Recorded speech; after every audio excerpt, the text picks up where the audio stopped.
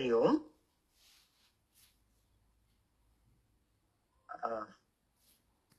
पाठक गुरु प्रसाद आकाश अमृतवाणी। सत्संग में जब से आए हैं, स्वयं भी आप सब भी, तो ये चीज देखी होगी कि गुरु का सारा ज्ञान जो है वो किस पे है? अहम और मम, जिसको अहंकार और ममता, या यूं कहो मैं और मेरा, क्योंकि सारी माया और सारा जगत यही है, इन दो शब्दों में लिपटा हुआ है। इससे अलावा कुछ नहीं। ये संसार, ये पूरा जगत मैं और मेरा, इसको जो समझ ले।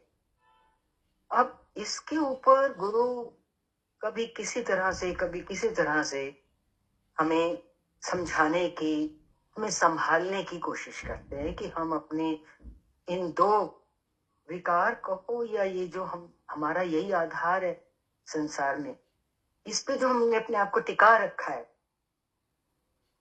हमारी सारी इमारत इन दो पे ही खड़ी है, जीवन की, ग्रस्त की, संसार की, मैं और मेरा। इससे अलावा इंसान कुछ जानता ही नहीं, इसी चक्र में घूमता है, इसके अलावा कुछ दिखाई नहीं देता।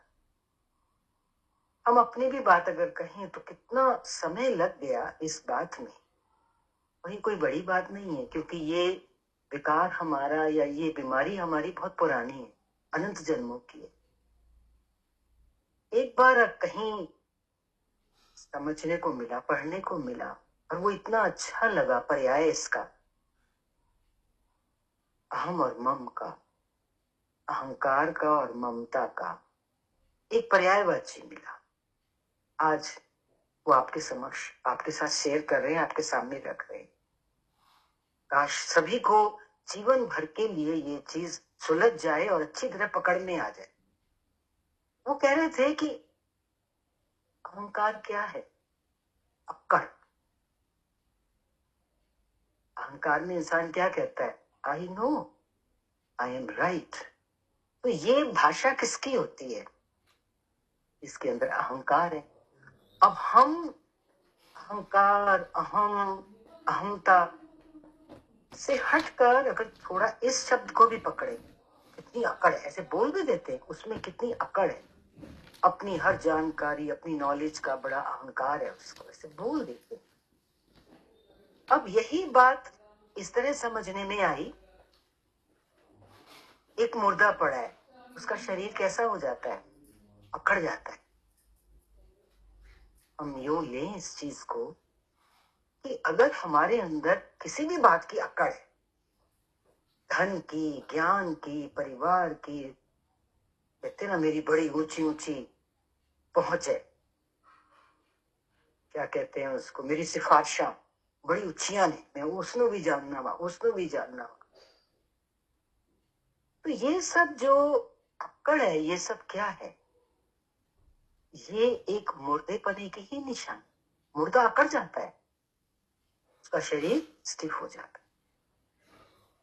हम भी वही हैं, मुर्दे के समान है, जीते जी मुर्दे हैं, मुर्दे हैं हम। तभी भगवान की वाणी में भी एक बार आया था, और हम इतने नाचे थे उस दिन सत्संग से निकलने के बाद, जब घर आ रहे थे तो बोलते ही आ रहे थे भगवान का वचन। भगवान कह रहे थे कि सब संसार में मुर्दे नाच रहे।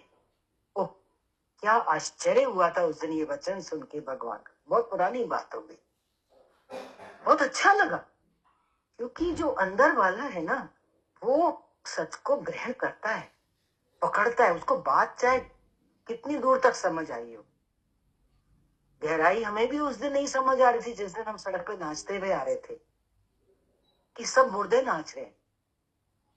अब आज टिकाई ये बात इस तरीके से कि यदि हमारे अंदर फूले भटके किसी भी चीज की अकड़ है, अहंकार है, हम मुर्दे जैसे ही हैं, और हम नाच रहे हैं, क्योंकि हम उस अकड़ से, जो चीज हमने पकड़ी हुई है, अकड़ से हमने चीज पकड़ी हुई है, देखो अब पकड़ पे आ रहे हैं हम उस पकड़ को लेकर के नाच रहे हैं। ये पकड़ क्या है? दूसरा शब्द था अहमता के बाद ममता, आसक्ति। ममता मीन्स मेरा और आसक्ति मीन्स अटैचमेंट, एक ही चीजें हैं ये शब्द अलग अलग हैं, लेकिन इनको इतना गहरे में हम समझ लें कि जिंदगी में हमें कोई किसी को समझाने की जरूरत ना पड़े, और फिर इसी पर हम इतना गहरा मनन चिंतन करें कि फिर ज्ञान बहुत इजी हो जाएगा। अब इस अक्कड़ के साथ क्या चीज जुड़ी हुई है? पकड़। अभी आप देखो, मुट्ठी में किसी चीज को पकड़ो, चलो कोई चीज नहीं पकड़ी है ना, ऐसी मुट्ठी को कस के पकड़ो, कसो इस मुट्ठी को, अब धीरे से इस मुट्ठी को खोलते जाओ, फिर कसो इस मुट्ठी को। आप कंपेयर करो कि इस मुट्ठी को पकड़ने में तकलीफ हो रही है या जब हम इसको ढीला छोड़ते हैं तो क्या एहसास हो रहा है? आराम मिलता है। कब? जब हम इस पकड़ को छोड़ते हैं। तो सारा ज्ञान, सच में पूरी जिंदगी लग गई इस तरफ।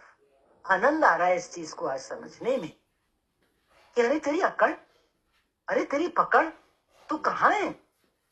तेरी जरा सी भी अकड़ है, तू मुर्दे से ज्यादा कुछ नहीं है। और नाच रहा है तू, वाह मुर्दा वाह। और किस चीज से नाच रहा है? पकड़ से नाच रहा है। मेरा ये क्या, मेरे पास इतना धन, मेरे पास इतने बड़े, इतने 10 मकान, कोठियां, मेरे 20 नौकर चाकर, मेरी 15 गाड़ियां, मेरा ऊंचा पद, ये सब क्या है? हम कह देते हैं अहंकार, आसक्ति। ये क्या है? पकड़ है।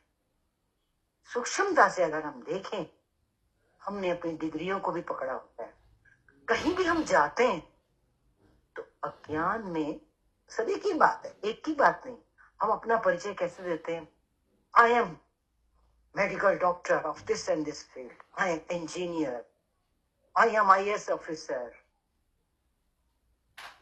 I am jailer, I am manager, I am branch manager. है इतना पकड़ है हमारी, जाने में अनजाने में। मेरे 4 बेटे बड़े बड़े ओहदों पर। ये जब भी मैं 4 बेटों की बात बोलती हूँ, मुझे हमेशा दिव्यानंद जी महाराज याद आते। एक बार उन्होंने इतने आनंद ले लेके वो दृष्टांत सुनाया। एक आदमी, शाम का समय था, बड़ी मीठी मीठी बहार, हवा चल रही थी, पेड़ के नीचे आनंद से बैठा हुआ था, झूम रहा था। मेरे 4 पुत्र, एक इंजीनियर, एक डॉक्टर। जैसे उसने बोला एक इंजीनियर, तो ऊपर एक कौवा बैठा था, उसने उसके ऊपर बीट करी और बोला सो व्हाट। उसने कहा नहीं, मेरा दूसरा बेटा बहुत बड़ा डॉक्टर है। तो उसने फिर बीट करी उसके ऊपर, कौवे ने। माना हम जिस चीज का अहंकार कर रहे हैं, जिस चीज की हमारी पकड़ है, मेरा मेरा बेटा ये, तो वो कौवा बीट कर रहा है उसके ऊपर, उसका कोई कीमत नहीं है मेरी बीट से ज्यादा, सो व्हाट। और फिर वो बोलता भी है, ये गुरु के मुख से सुना हुआ। इस तरीके से उसने जब अपने 4 बेटों के ओहदे सुनाए, तो समझ आ रही है हमको बात ना, कि इन चीजों की कोई कौवे से बीट से ज्यादा कोई कीमत नहीं, जिनको हमने कितनी कीमत दे रखी है। कीमत क्यों नहीं है? ये तो हम हमेशा सुनते ही आए, हम आज हैं हम कल नहीं है, तो हमारे लिए इन चीजों की क्या कीमत शेष रह जाती है? ये सब जीते जी के भ्रम है ना हमारे। अब हमारे अंदर ये प्रश्न उठ सकता है कि भ्रम अगर है, मान लिया, लेकिन जीते जी तो हम ये सब कुछ करेंगे, इसकी मनाही थोड़ी करता है गुरु और शास्त्र। वो सब क्या कहते हैं? ये सब तुमको भगवान ने भेजा है करने के लिए, तो ये याद रखो कि मैं उसका दास हूं, मैं उसके दासत्व को निभा रहा हूं, मैं उसका सेवक हूं, मैं उसका नौकर हूं। किसका? गोविंद का।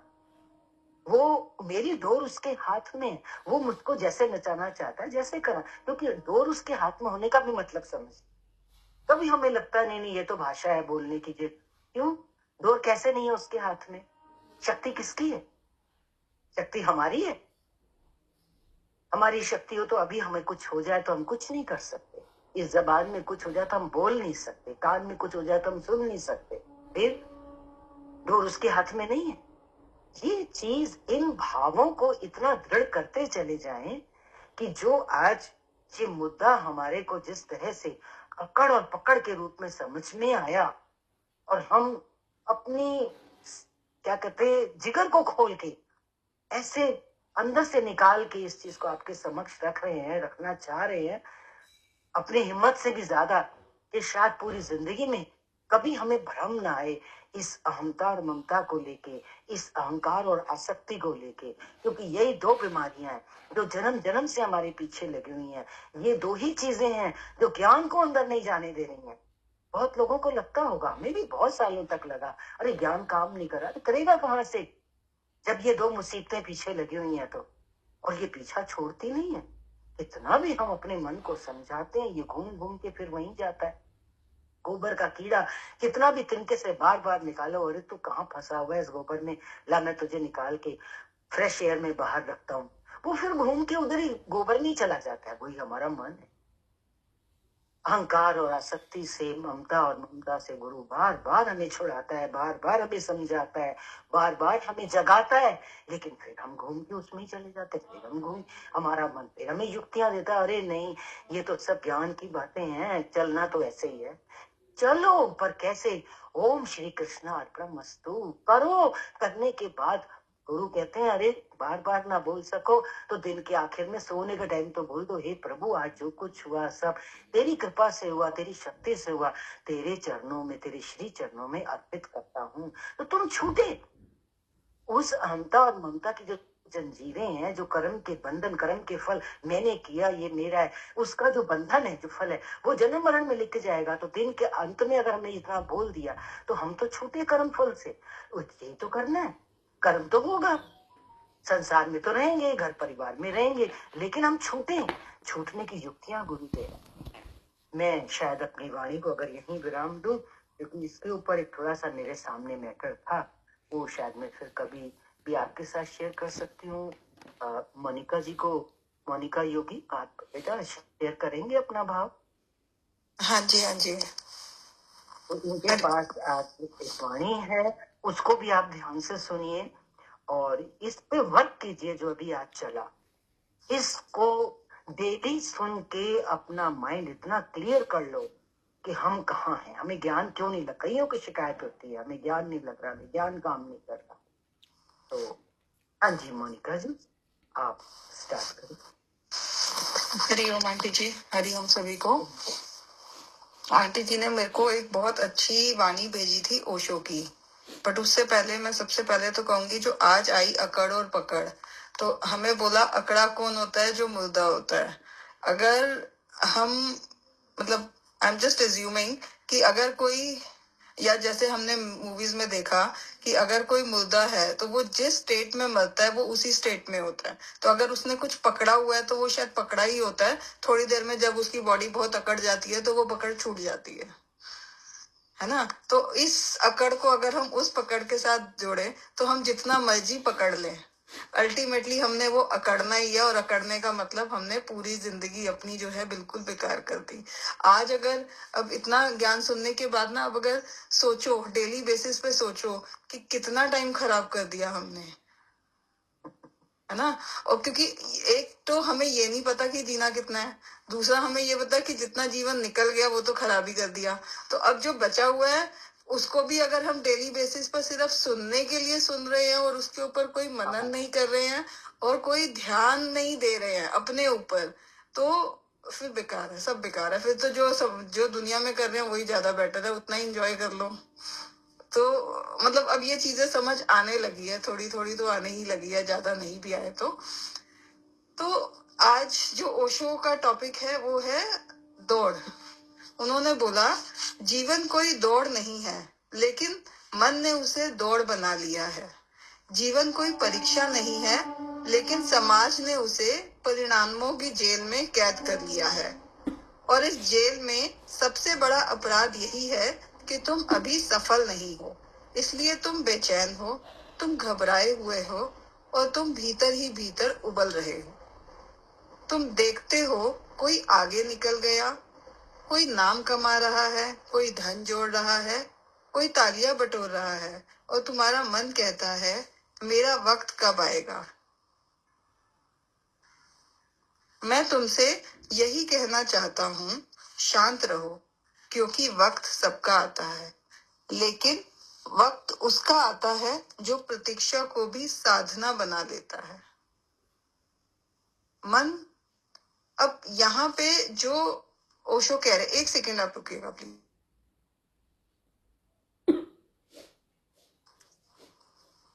हाँ जी,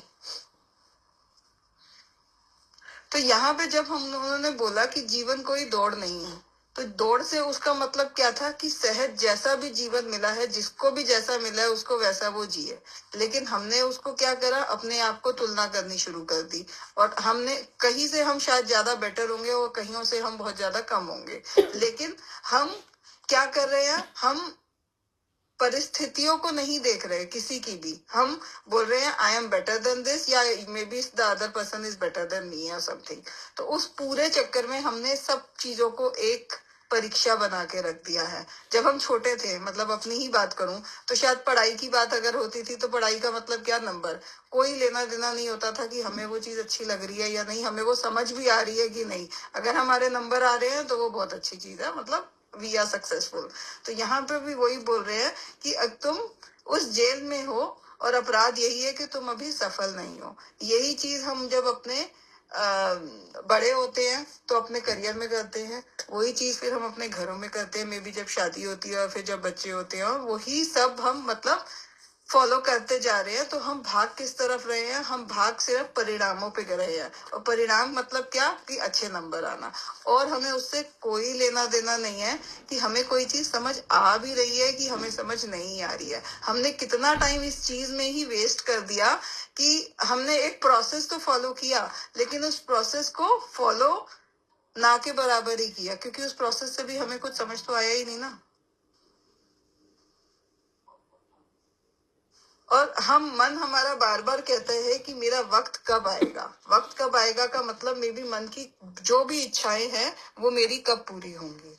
तो ओशो कहते हैं, आज मैं तुमसे कहना चाहता हूँ शांत रहो, क्योंकि वक्त सबका आता है, लेकिन उसका आता है जो प्रतीक्षा को भी साधना बना लेता है। अब यहाँ साधना से मतलब क्या, मतलब चुपचाप वेट करते रहो, ये नहीं कह रहे हैं ओशो। ओशो कह रहे हैं मन हमेशा तुलना करता है। तुलना मन का स्वभाव नहीं है, तुलना मन की बीमारी है। जब तुम किसी को देखते हो और अपने आप को नहीं देखते, वहीं से पीड़ा शुरू हो जाती है। हम किसी को बहुत सक्सेसफुल देखते हैं, लेकिन हम उस सक्सेस के पीछे उसकी वो मेहनत नहीं देखते। हम ये देखते हैं मुझे नहीं मिला। हाँ, तो गुलाब को कभी देखा है, वह कभी कमल से नहीं कहता कि तुम पहले क्यों खिला। पीपल कभी बरगद से ईर्ष्या नहीं करता, लेकिन मनुष्य करता है, क्योंकि मनुष्य प्रकृति में नहीं समाज में जीता है।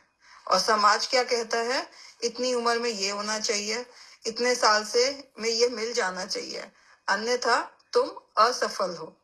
लेकिन मैं तुमसे कहना चाहता हूँ, जीवन में देर नाम की कोई चीज नहीं होती, केवल तैयारी होती है। वक्त कोई घड़ी की सुई नहीं है, वक्त कोई कैलेंडर नहीं है, वक्त एक आंतरिक परिपक्वता है। फल समय पर पकता है, लेकिन समय फल को नहीं पकाता। धैर्य पकाता है, धूप पकाती है, मौन पकाता है। अगर तुम कच्चे फल को तोड़ लोगे तो वह मीठा नहीं होगा, बस जल्दी जल्दी मिल जाएगा। आज की दुनिया जल्दी पाने की दुनिया है, लेकिन गहराई खो चुकी है। शांत रहने का अर्थ ये नहीं है कि तुम कुछ मत करो, शांत रहने का अर्थ भीतर शोर मत करो। अब भीतर शोर मत करो से मतलब क्या हुआ कि अगर हम चुपचाप बैठे हैं, है ना, और उसके बाद भी हमें पता है हमारे मन में बहुत सारे मल्टीपल टाइप्स ऑफ थॉट्स आते रहते हैं। अगर हम उन थॉट्स को ध्यान से देखें तो वो थॉट्स, बहुत सारे थॉट्स तो हमारे ऐसे होते हैं कि एक का दूसरे से कोई कनेक्शन भी नहीं होता, लेकिन फिर भी वो आते रहते हैं। वो रेंडमली इतने सारे थॉट्स हमारे आते हैं। अगर हम चुपचाप उन थॉट्स को देखना शुरू कर दे तो हम ये मानेंगे कि हमारे थॉट्स की भी कोई गहराई नहीं है। ये इसके बाद ये, इसके बाद ये, मतलब वो कनेक्टेड थॉट्स भी नहीं है, वो बिल्कुल रैंडम थॉट्स हैं। अभी अभी मेरे को थॉट आया कि मुझे कुछ करना है, थोड़ी देर में मेरे को थॉट आया कि अरे नहीं, उससे तो मुझे बात भी नहीं करनी है। मतलब it could be any kind of a random thought, उससे कोई रिलेशनशिप भी नहीं होता। तो हमारे भीतर इतना ज्यादा शोर है, हमारे अंदर बहुत सारी पुरानी चीजें पड़ी हुई हैं,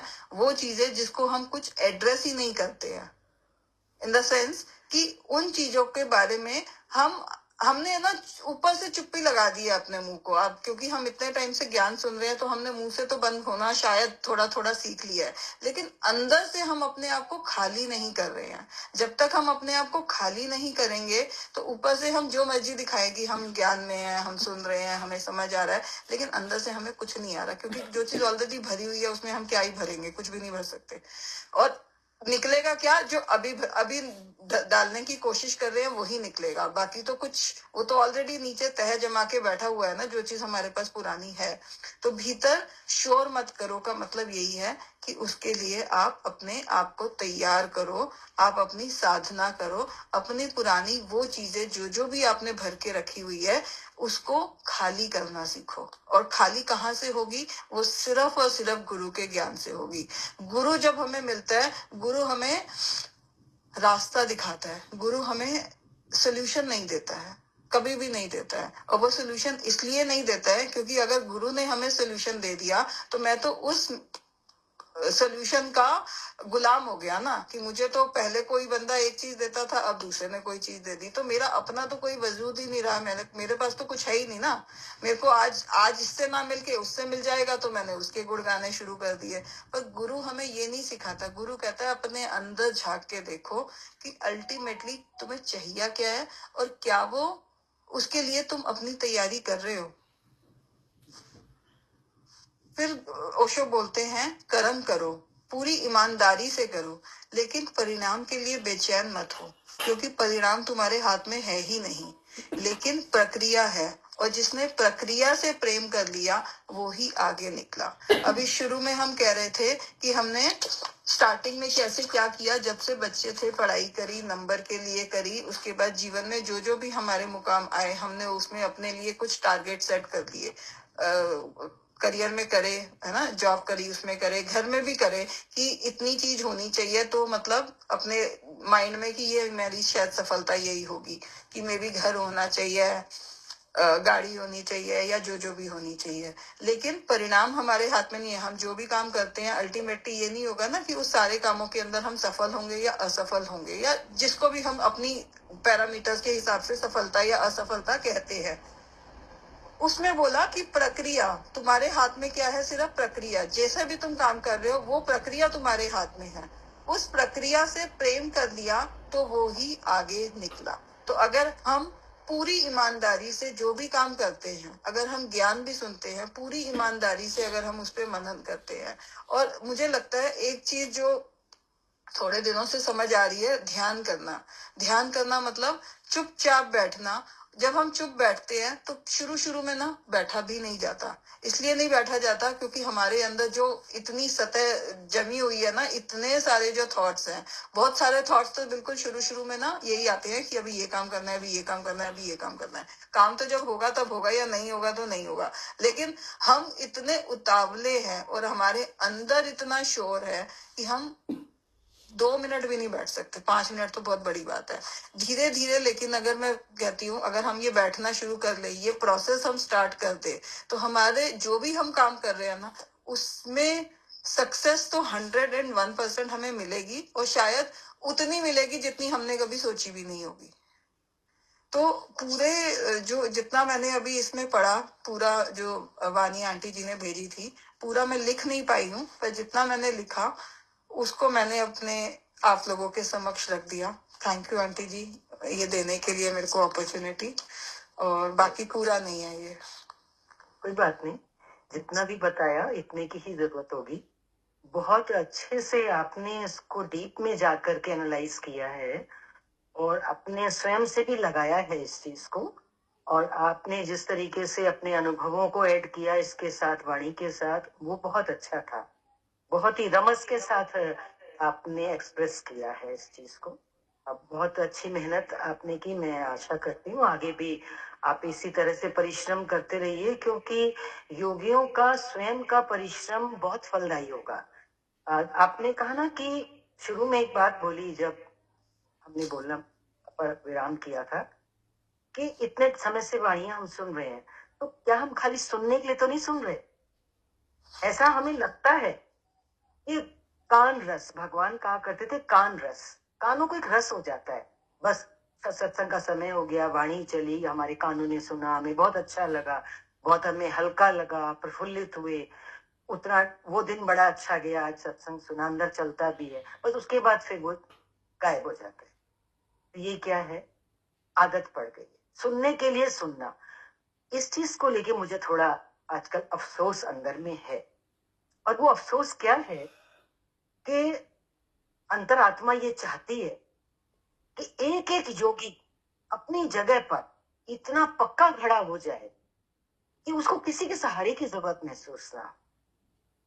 और जिस तरीके से आज आपको जो ये वाणी भेजी और आपने इस पर मेहनत की है, आपने इस पर विचार किया है और अपने अनुभवों के साथ इसको सबके सामने रखा है, तो आपको भी लगेगा जब हम शेयर करते हैं किसी के साथ, वो चीज हमारे अंदर और ज्यादा पक्की हो जाती है। यही बात हमें हर एक के लिए लगती है कि हर कोई क्यों नहीं, आप सब एक से एक बढ़ के हैं। कभी भी इस तरह से साइलेंट लिसनर होके चुपचाप सुनते रहना, अब इससे ऊपर उठो। अब देखो, अगर इतना ज्यादा नहीं कर सकते हो, मैं एक दूसरी बात आपके साथ करना चाह रही हूँ भविष्य के लिए, क्योंकि मुझे अंदर में लगता है कि हल्का एक चेंज आना चाहिए, ताकि ये लगे तो सही, हमें भी लगे और आपको खुद को भी लगे कि हम थोड़ा आगे बढ़ रहे हैं। आप मान लीजिए हम आपको भगवान की वाणी का, क्योंकि वो आपने बहुत सुनी है, आप उस लैंग्वेज से, उन थॉट से बहुत परिचित है, उसका एक पेज आपको भेजते हैं, उसमें जितने भी पॉइंट्स हो कॉमन, मान लीजिए हमने ग्रुप में डाल दिया, सबके पास पहुंचा, सब उसको पूरा हफ्ता पढ़िए, ठीक है?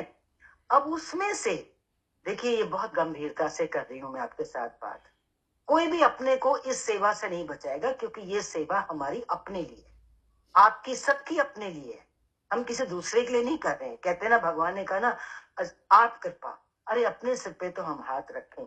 हम दूसरे की वैसाखी से दूसरे का सहारा लेके कब तक चलते हैं? वैसाखियों का सहारा लेके कब तक चलते हैं? दूसरे का सहारा लेना मतलब वैसाखी का सहारा लेना। अब इस वैसाखियों को छोड़ो, अब वक्त नहीं है, किसी के पास वक्त नहीं है। मत इंतजार में रहो कि सुनना सुनना तो एक इंतजार है। हाँ, सत्संग है, आज सत्संग सुने, ऑनलाइन बैठे, जुड़े, सुन लिया, ये क्या? नहीं, अब कहो कि अब वक्त नहीं है, मुझे जागना है। तो मैं कहना चाह रही थी, उस पेज पे विचार कीजिए, छोटी छोटी सेवाएं कीजिए, जैसे उसमें से जिसको जो पॉइंट बहुत अच्छा लगे, अपने प्रैक्टिकल अनुभव के साथ उसको आप कैमरा माइक ऑन करिए, उसको शेयर कीजिए। अच्छा, उसमें हो सकता है वो मैटर कम हो, बोलने वाले ज्यादा हो, तो रेपिटेशन भी कर सकते हैं। एक ने एक पॉइंट लिया तो ये मत सोचो अरे ये बात तो मुझे भी करनी थी, उसने कर दी, कोई बात नहीं। हर कोई अपना रसगुल्ला खाता है, हर कोई अपनी बात कहता है, अपने जीवन के अनुभव से जोड़ के कहता है, उसमें एक नयापन होता है। तो ये सब समझने की चीजें हैं। आगे भविष्य में सत्संग में थोड़ा सा, जैसे पहले भी हमने कोशिश की थी, आपको वाणियां भेजी, उसमें थोड़ा ऐसे लगा कि लोग हिच कर रहे हैं, तो वो चीज थोड़ी रोकी हमने। तो अब और तरीके से आप सबको शामिल करने के लिए हम सब इकट्ठे हाथ बढ़ा के एक दूसरे का हाथ पकड़ के सत्संग में आगे चले। एक एफर्ट मेरा ये और है, देखते हैं इसमें आप कितना सफलता के साथ, हिम्मत के साथ और जोश और रुचि लेकर के इस सेवा को करते हैं। अपना से सत्संग को अपना समझिए। अब ये नहीं है कि बस सत्संग एक ने सुनाया बाकियों ने सुना। तो मेरे ख्याल से मेरी कोई बात गलत लगी हो या अन्यथा लगी हो तो उसको छोड़ दीजिएगा। जो बात समझ में आई हो आगे बढ़ने और चलने के लिए, उसको स्वीकार और ग्रहण करके मेहनत करनी है। मेरे ख्याल से आज वाणी को यहीं विराम देते हैं। मोनिका का बहुत बहुत धन्यवाद है। कोई बच्चा मेहनत करता है और भीतर से निकाला उन्होंने, बहुत से पॉइंट्स उनके बहुत अच्छे थे। उन्होंने प्रतीक्षा करने को भी बहुत अच्छा खोला। उन्होंने जो प्रोसेस बताया वो वाणी आएगी तो आप सुनिएगा, तो बहुत अच्छी बात है। अब आप लोग भी थोड़ा बोल सकते हैं, अभी समय है। हरिओम आंटी जी। हरिओम। देखो आंटी जी, मुझे ये पॉइंट बहुत अच्छा लगा कि मतलब जीवन कोई परीक्षा नहीं है, हम लोग सब अपने कर्म कर रहे हैं। और वही बात जो उन्होंने बोली कि बचपन से ही जैसे जब कुछ रूटीन परफॉर्मेंस या बहुत सिंपल वे में बोले हैं कि दो बच्चों की रेस होती है, तो कभी हमने बच्चों को ये नहीं बोला कि गो एंड एंजॉय और डू योर वर्क। हमेशा ये भरा कि फर्स्ट आना है, एक फर्स्ट आएगा, एक सेकंड आएगा, एक थर्ड आएगा। वही चीज हम अपने कर्मों में कर रहे हैं। उन्होंने बोला जीवन कोई परीक्षा नहीं है, पर हमने इसको जेल मतलब परिणामों के उसमें ना फंसा लिया है कि परिणामों की जेल में कैद कर लिया है। एग्जैक्ट लैंग्वेज ये थी कि हमने परिणामों की जेल में कैद कर लिया, और इस जेल का सबसे बड़ा अपराध ये है कि हम अभी सफल नहीं हो पा रहे हैं। अब क्या है, कर्म कर भी रहे हैं, पर क्योंकि compete दूसरे से कर रहे हैं, कंपटीशन दूसरे के साथ लगा पड़ा है। हमने ना अपने बच्चे को ये सिखाया कि रेस करना है, तुमने बस यहाँ से वहां तक दौड़ना है, ये नहीं सिखाया। ये सिखाया कि दूसरे वाले को हरा कर तुमने आगे बढ़ना है। वही सेम चीज हम अपने जीवन के साथ कर रहे हैं। अगर हम केवल अपने जीवन को देखें, अपने कर्म को देखें कि मुझे ऐसा घर मिला है, ये गृहस्थ मिला है, ये बच्चे मिले हैं, और मुझे ये पर मेरे कर्म प्राणी है, परमात्मा का दिया आशीर्वाद है, सब में भगवान बैठा है और मुझे इनकी सेवा करनी है, तो शायद मैं वो बहुत बेस्ट तरीके से करूं। पर क्योंकि मैंने कंपटीशन अपने किसी जानने वाले से या किसी और से या किसी से लगा लिया है इतना ज्यादा, तो मैं परिणामों की जेल में फंस गई हूँ। और वो फंस के परेशान इसलिए ज्यादा हूँ क्योंकि कहीं ना कहीं उससे कम्पीट कर रही हूँ, तो दिमाग में भरा हुआ है कि मैं अभी तक पास नहीं हुई हूँ, मैं फेल हूँ। उसकी वजह से जो है ना, हम भीतर ही भीतर उबल रहे हैं, परेशान है, कर्म भी कर रहे हैं, फिर भी संतुष्टि नहीं है, फिर भी खुशी नहीं है। कहीं ना कहीं ये लग रहा है कि अब कोई मेरे लिए तालियां बजाए, कोई मेरा अप्रिसिएशन करे। इसी उसमें लगे हुए हैं ना, कि जैसे बच्चे को लगता है कि मुझे अब मिलेगा, कि मैं फर्स्ट हूँ, मैं सेकंड हूँ, मैं थर्ड हूँ। सेम हम उस रिवॉर्ड की इच्छा में और ज्यादा बेचैन हुए हैं। पॉइंट सारे ही अच्छे चले कि वक्त सबका आता है, और उन्होंने वक्त में बोला कि उस वक्त को, जो प्रतीक्षा का वक्त है, उसको साधना बना लें। तो यही तो गुरु सिखा रहे हैं एक्चुअली। और जीवन तो हर किसी का अपना है, हर किसी को अपने तरीके से मिला है। अब किसी के घर के अंदर तो भगवान ने घुस के कुछ ऐसा नहीं ना कि इसको ज्यादा खराब दिया है, उसको ज्यादा अच्छा दिया है, ये तो हम समझ चुके हैं। पर जिसको अगर कोई चीज लग रही है सिर्फ कि मैं अभी इस चीज से डिप्राइव्ड हूँ, मुझे वो लेवल नहीं मिला जो दूसरे के पास है, तो उसी समय कोई तो साधना बनाना है कि परमात्मा मुझे जो समय दिया है, ये मेरी परीक्षा का समय है और मुझे इसमें बेस्ट परफॉर्म करना है। गुरु यहाँ तक बताता है कि अगर एक चोर को चोरी करने का कर्म मिला है, तो उसकी कितनी परीक्षा है कि उसको इतना टफ रोल भगवान ने दिया है, पर वो उसको बेस्ट परफॉर्म करता है, क्योंकि वो संसार को दिखाना चाहता है कि चोर की क्या हालत होती है चोरी करने के समय। तो अगर हमें कोई रोल मिला हुआ है इस समय पे, तो हम उसी को साधना बना लें कि मुझे इन 4 जन की प्रकृति में या थोड़े टफ कंडीशंस में, कम कुछ घर के गुजारे में, किसी बीमार के साथ या अपने किसी बुजुर्ग के साथ अगर रहना पड़ रहा है, या खुद शारीरिक बीमारी के साथ रहना पड़ रहा है, तो ये मेरी साधना है। मुझे अपनी इस प्रैक्टिस को सबसे बेस्ट परफॉर्म करना है अपने जीवन में। और आंटी जी बहुत अच्छा बोला, उन्होंने बोलने लगे तो फिर पॉइंट खुलते ही जाते हैं, खुलते ही जाते हैं। अगली बार भी ले सकते हैं। हाँ आंटी जी, अगली पूरा बार भी बाकी बचा हुआ हाँ, इस मैटर को लेंगे, क्योंकि ये हमारी day to day life, practical life के साथ बहुत जुड़ा हुआ मैटर है। इसमें हर कोई फंसा हुआ है। आपने भी बहुत अच्छा बोला, बहुत अच्छा खोला कि प्रतीक्षा को साधना बनाना है। मतलब हम जो रिजल्ट्स को पकड़ करके बच्चों को भी, अपने को भी इतना कि मैं तो अभी पहुंचा ही नहीं कहीं तक, मेरा काम कब होगा, तो ये सब चीजें तो हमारी शक्तियों को क्या करती है, ड्रेन आउट कर देती हैं। तो हमें अपनी शक्तियों को बचाना है, सत्संग इसीलिए मिला है। चलिए, किसी और को शेयर करना है तो भले कैमरा माइक। कभी कभी हम वो धैर्य नहीं लगाते उसको पकने के लिए, फल को इमीडिएटली लगता है कि रिजल्ट हमारे सामने आ जाए, वो इमीडिएटली तो आ जाता है, फिर वो मीठा नहीं होता, वो फल कच्चा होगा।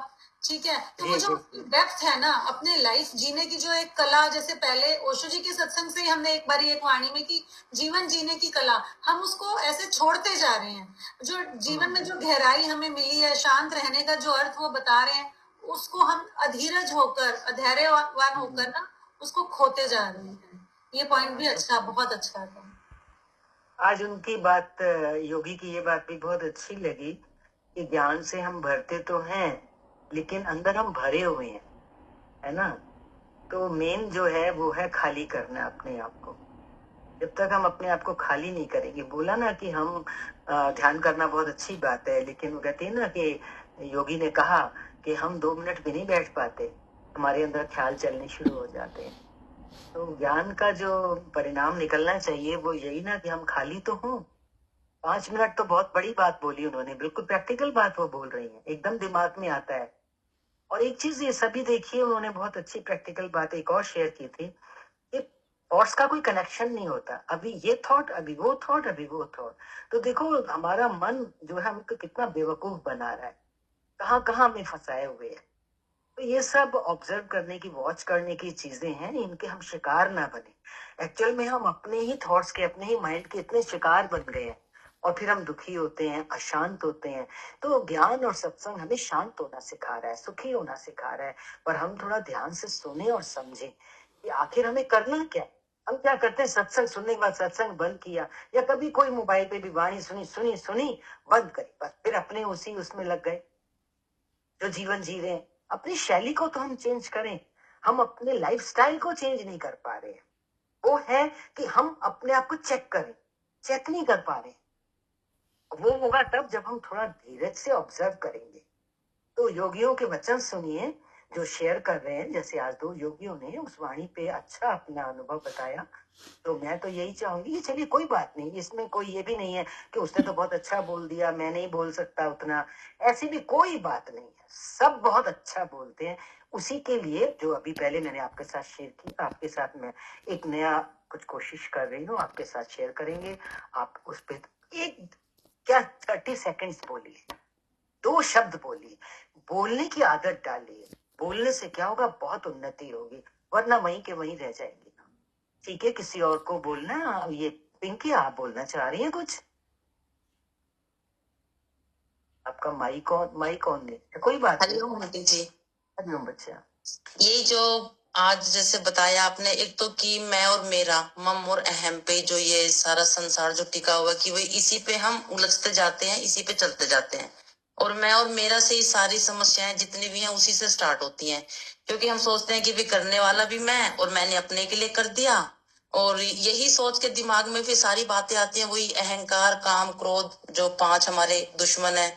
अगर हम यही सोचते हैं कि भाई करवाने वाले हमारे प्रभु हैं, उन्होंने हमें सेवा दी हुई है, परिवार के लिए, समाज के लिए, किसी के लिए भी है, तो उससे हमारे अंदर दिमाग में या दिल में कोई अहंकार भी नहीं आएगा और सेवा भाव भी हमारा पूरा होगा, जिससे कि वही कर्म बंधन से भी मुक्ति मिल जाएगी। जैसे आपने बोला कि रात को ज्यादा नहीं, कम से कम सोते टाइम ये बोल देंगे, प्रभु जो आपने मुझसे सेवा करवाई वो मैंने अच्छे से कर दी, अगर कोई गलती होगी तो मुझे माफ करना। उससे जो है, मैं खुद भी सोचती हूँ कई बार कि किसी की चलो हेल्प करते हैं तो ये कह के बोल दो कि जी आपने सेवा करवाई, मैंने कर दी। उससे जो है कर्म बंधन से मुक्ति मिल जाएगी और मैं उसके कर्म के बंधन में आगे मैं फंसूंगी भी नहीं। दूसरा जो फिर यही कि भाई जीवन एक परीक्षा है, हमने खुद ही उसको बनाया हुआ है। परीक्षा तो है, वो तो ठीक है, प्रभु जी ले रहे हैं किसी भी तरीके से, लेकिन ज्यादा उसको जो है क्रिटिकल लगा लो, हमने बना दिया है। वही दौड़ में लगे हुए हैं कि जी बच्चे को रेस में है तो फर्स्ट ही आना है। ये नहीं कि सिर्फ भागना है, ये नहीं बता रहे कि बच्चे को सीधा भागना है, टेढ़ा भागना है, कि बस फर्स्ट आना है। तो उससे क्या होता है कि दूसरे के चक्कर में हम अपना कर्म भूल जाते हैं कि हमने क्या करना है। तो अपने कर्म को भूल के मतलब अपने ही हम रास्ते से भटक जाते हैं, तो वही फिर काफी दिक्कतें, परेशानियां आ जाती हैं। और वही कि भाई अकड़ते हैं तो मुर्दे की पहचान है अकड़ना, तो क्योंकि फल वाले पेड़ झुकते हैं हमेशा, ठीक है ना। जो अकड़ वाला वो तो सीधा ही होगा और अकड़ेगा, अड़ेगा किसी चीज पे, फिर अकड़ेगा मुर्दा। तो मुर्दा, ये सारे मुर्दे ही हैं जो सब में अकड़ है, मैं की अकड़, पैसे की अकड़। तो उसी से फिर हमारे और भी दिमाग में फिर वही खराबियां, ठीक है ना। मतलब दूसरे की टेंशन के चक्कर में हम टेंशन खुद ही पैदा कर लेते हैं, ठीक है ना। तो ये सारी चीजें फिर वही थोड़ा रुकावटें बनती है इन चीजों में ना। तो सबके लिए ये वचन आ रहा है, दूसरे पे टेंशन, अपने पे टेंशन। तो दूसरे पे ध्यान मत दो। दूसरे को देखते हैं तो अपना सुख भी हमारा बढ़ जाता है। अच्छा समय हो गया है।